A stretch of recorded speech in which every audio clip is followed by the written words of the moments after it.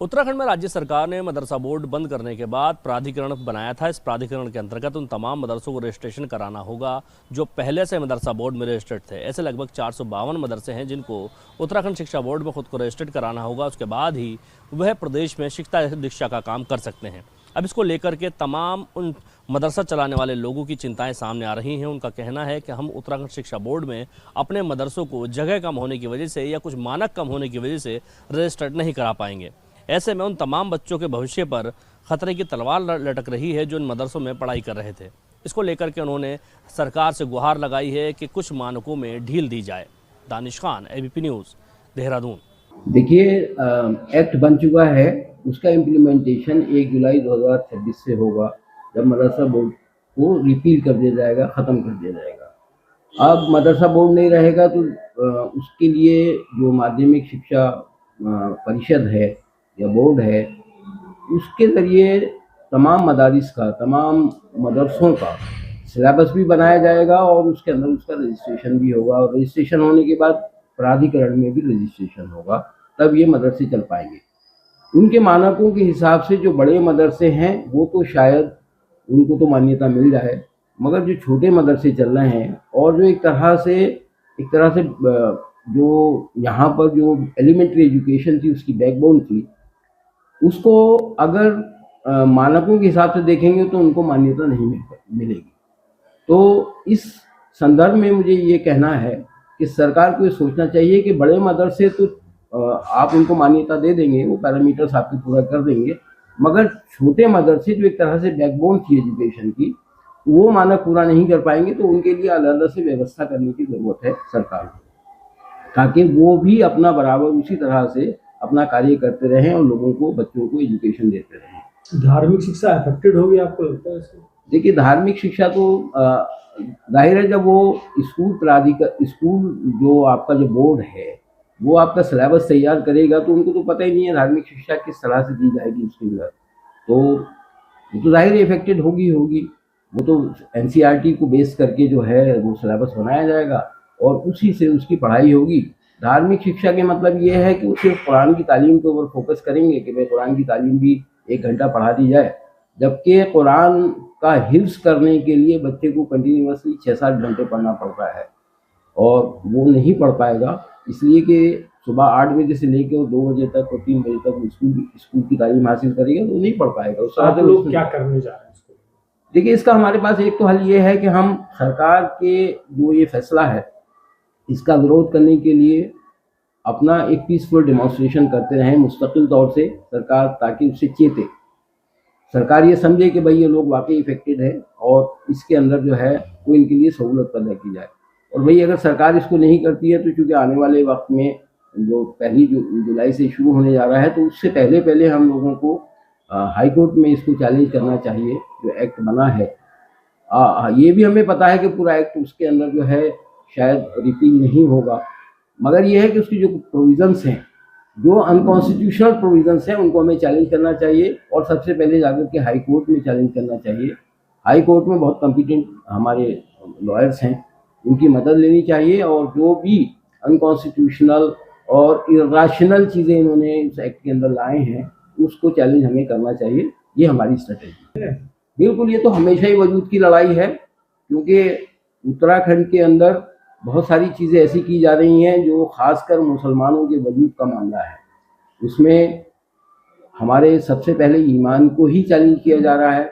बहुत सारी चीज़ें ऐसी की जा रही हैं, जैसे अभी हमने कुछ दिन पहले देखा था कि कंपलसरी संस्कृत एजुकेशन और गीता के श्लोक पढ़ाने की बात थी।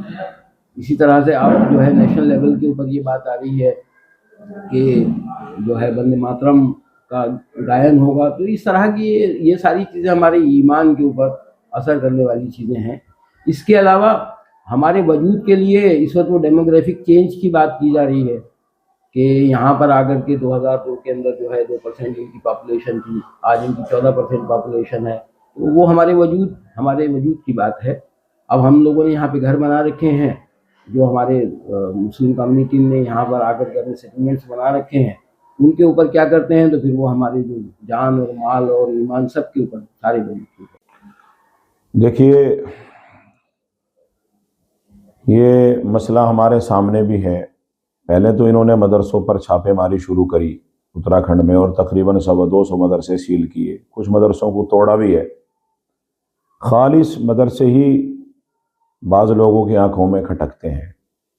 इसके अलावा और छोटे छोटे दूसरी अक़लियतों के और बहुसंख्यकों के ऐसे इदारे और इस तरह की तंजीमें चल रही हैं जिस पर किसी भी तरह का कोई आज तक एक हर्फ नहीं आया। और पहले तो इन्होंने मदरसों को इसलिए मुख्तलिफ नोटिस दिए कि भाई मदरसा बोर्ड से एफिलेशन कराओ। जब हमने अपील कर दी मदरसों से कि भाई सब लोग ठीक है, सरकार की बात माननी चाहिए, एफिलेशन कराओ, तो अब इन्होंने वो एफिलेशन के लिए तकरीबन हज़ारों एप्लीकेशनें मदरसा बोर्ड के लिए जुड़ने के लिए तैयार है। लोग मदरसा बोर्ड से मान्यता लेने के लिए तैयार हैं। वहाँ लोगों ने पैसे खर्च किए और वहाँ गए और 400-500 मदरसों की है भी, और उसके अलावा भी हज़ारों मदरसों ने एप्लीकेशन दी और तैयार हुए। अब इन्होंने वो बोर्ड ही ख़त्म कर दिया।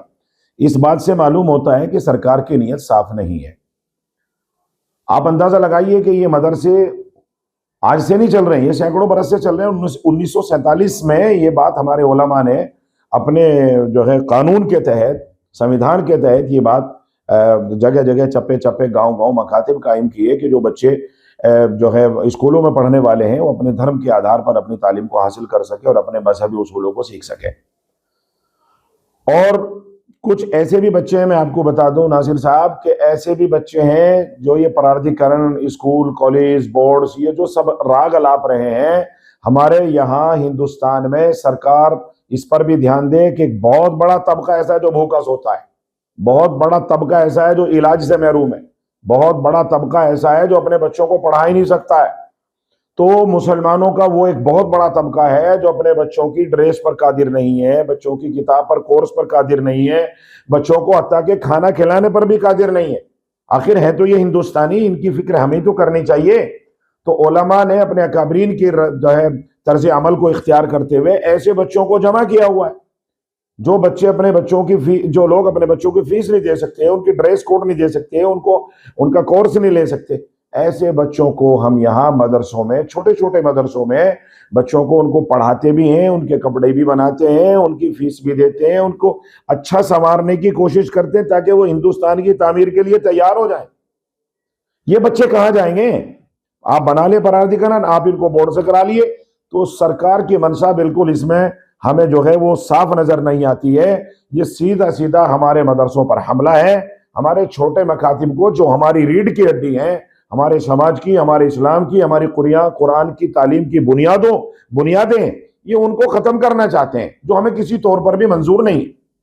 क्या करने वाले हैं? देखिए, आप अंदाजा लगाइए, जो बड़े मदरसे हैं, जो पहले से कायम है, जिनके पास बड़ी जमीनें हैं, वो तो इस प्राधिकरण में आ सकते हैं, लेकिन इसमें तकरीबन 80% मदरसे ऐसे हैं जो मानक पूरे नहीं कर रहे हैं इसके।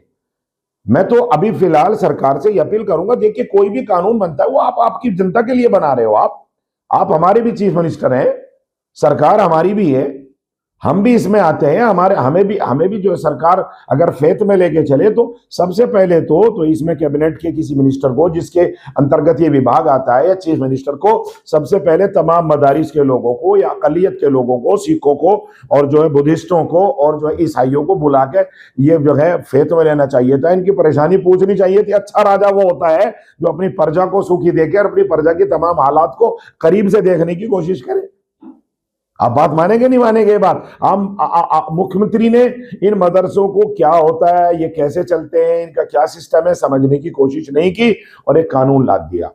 तो इस कानून के पीछे हमें जो है वो साफ नजर नहीं आती। क्या करने वाले हैं? अब करने वाले ये हैं कि अगर ये छोटे मदरसों के बंद करने की, चूंकि इस प्राधिकरण में अगर संशोधन नहीं हुआ, इसमें तखफीफ नहीं हुई, इन छोटे मदरसों के तहफ्फुज का कोई सरकार ने रास्ता नहीं निकाला, तो मैं छोटे मदरसों को लेकर के इंशाअल्लाह अज़ीज फिर जो है इंशाअल्लाह इनकी मुखालफत की जाएगी, कानून के दायरे में प्रदर्शन किए जाएंगे, जाब्ते के दायरे में, चूंकि ये हमारा हक है भाई। आर्टिकल 25, 26, 27, 28, 29 तक ये हमें इस बात का अधिकार दिया है कि तमाम मज़ाहिब के लोग अपने अपने रीति रिवाज के मुताबिक, अपने अपने जो है मजहब के मुताबिक अपने इदारे खोलने के, उन्हें चलाने के, प्रचार प्रसार के पूरा हक है।